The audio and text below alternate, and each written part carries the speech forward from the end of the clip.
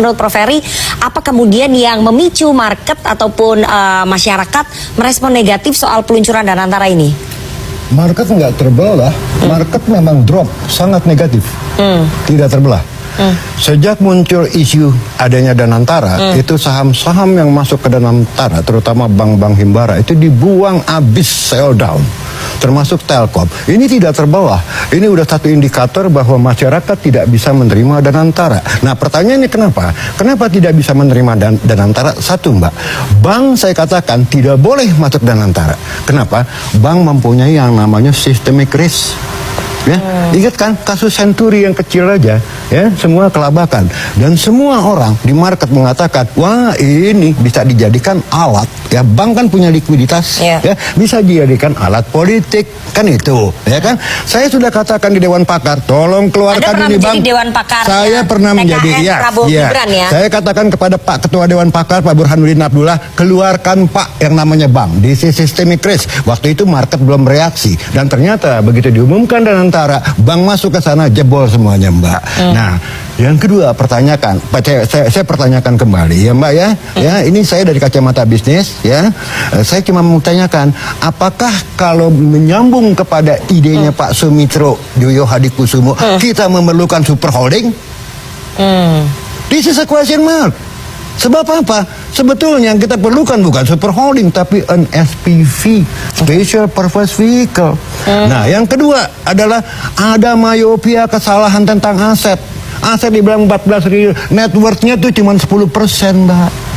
Ya, bank misalnya 10% equity, dana pihak ketiga 90%. Yang lain ini, ya, nggak bisa di-leverage, Mbak. Pertamina PSP, Mbak, Public Service Obligation, ya, PLN Public Service Obligation, siapa yang meminjemin duit?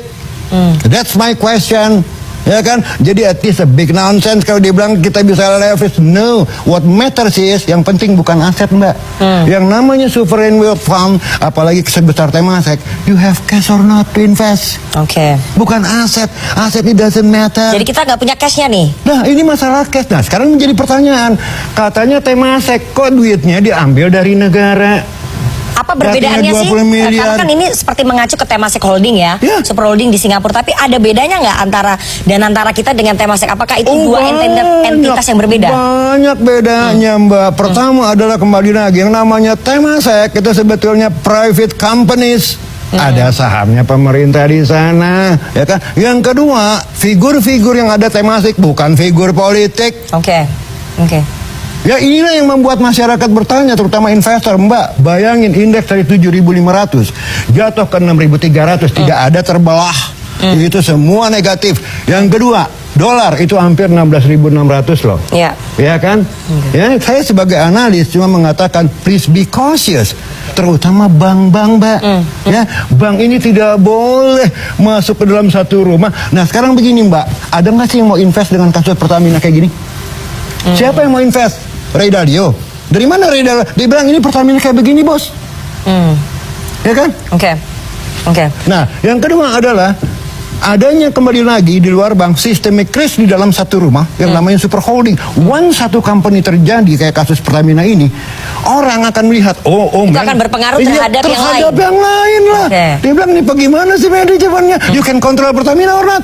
Anda sudah pernah menyampaikan itu ke Pak Burhanuddin Abdullah, ya? Udah. Terus respon beliau apa? Respon beliau saya juga nggak tahu apa, cuman tertawa-tawa aja kayaknya, ya, cuman menanggapi oh iya begini begitu, tapi tidak direspon secara action. Saya bilang, Pak, ini berbahaya yang namanya bank dibawa masuk ke sana. Fine, we cannot batalin, ya, Danantara, tapi please cabut itu bank. Jadi jangan yang bank yang masukkan. Jangan. Dan yang kedua, kembali lagi kalau ngomong aset value sekarang, Mbak, siapa yang mau? Ya kan 90% aset BUMN adalah busuk. Maksudnya gimana tuh? Ya, nggak ada yang bisa di-capitalize. Ya, karya-karya misalnya, dan yang lain-lain. Ya kan yang masuk 7 dulu, 7 yang besar, aja bermasalah. Yang dividennya tinggi. 7 aja bermasalah satu Pertamina. Bagaimana? How can you leverage it? Jadi kan investor nggak akan percaya untuk invest. Mbak, please believe me, tidak akan.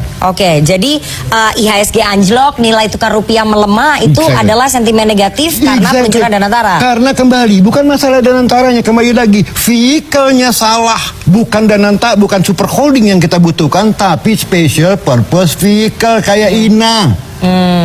Ini salah super. Yuk, kita mau ngapain dengan aset itu? You cannot leverage it up. Ya kan, apalagi banyak selebihnya, everyone knows lah bahwa BUMN itu kan kebanyakan busuk. Kita nggak usah banyak bicara tentang masalah nasionalisme, merah putih dan segala macam. Saya juga nasionalisme, saya merah putih, saya jauh-jauh sekolah di Belanda, saya pulang karena saya memang mau berkarya di Indonesia. Lihat aja begini, legal construction-nya aja udah salah. Tadi saya bilang yang kita butuhkan bukan super holding tapi SPV seperti ini. Lantas ada bilang, oh kita bangga dengan 14.000 triliun aset loh. What matters is not asset, you have cash or not. Berarti kan masyarakat curiga loh, kok kenapa yang didirikan oleh super holding bukan SPV?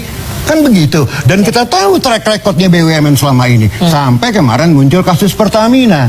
Who wants to believe it? Who wants to buy the story? Kan itu poinnya. Ya kan, bukan masalah nasionalisme atau tidak. Saya sebagai pengamat gak penting. Ya kan, ada satu legal construction yang menurut saya salah. Saya tidak against Senantara, saya tidak against ide Pak Sumitro, tapi vehicle-nya, kendaraannya bukan super holding. Terjadinya apa?